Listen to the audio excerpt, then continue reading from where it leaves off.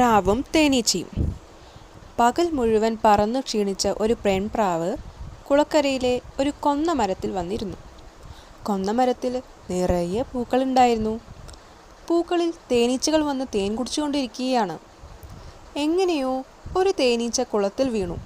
അതിൻ്റെ ചിറക് നനഞ്ഞു. രക്ഷപ്പെടാൻ മാർഗമില്ലാതെ അത് വെള്ളത്തിൽ കിടന്ന് പെടഞ്ഞു. അത് മരണപരാക്രമത്തോടെ നിലവിളിക്കാൻ തുടങ്ങി. പ്രാവ് തേനീച്ചയുടെ നിസ്സഹായാവസ്ഥ കണ്ടു. അതിനെ രക്ഷിക്കണമെന്ന് അവൾ തീരുമാനിച്ചു. പ്രാവ് പുളിമരത്തിൽ നിന്നും ഉണങ്ങിയ ഒരു ചെറിയ ചുള്ളിക്കമ്പ് ഒടിച്ച് വെള്ളത്തിലേക്കിട്ടു.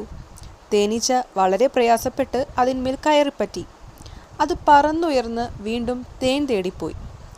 തേനീച്ചയെ രക്ഷപ്പെടുത്താൻ കഴിഞ്ഞതിൽ പ്രാവ് സന്തോഷിച്ചു. ഒരു വേടൻ അപ്പോൾ ആ വഴി വന്നു.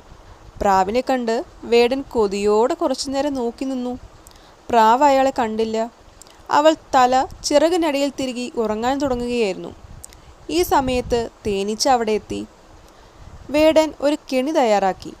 തേനീച്ചയ്ക്ക് മനസ്സിലായി വേടൻ പ്രാവിനെ പിടിക്കാനുള്ള കെണി ഒരുക്കുകയാണെന്ന്. വേടൻ കെണി കയ്യിലെടുത്തു. അതുകണ്ട് തേനീച്ച പറന്നു ചെന്ന് വേടൻ്റെ വലതുകൈയിൽ ഒന്ന് കുത്തി. കുത്തേറ്റ വേടൻ കൈ കുടഞ്ഞു. അപ്പോൾ കെണി താഴെ വീണു.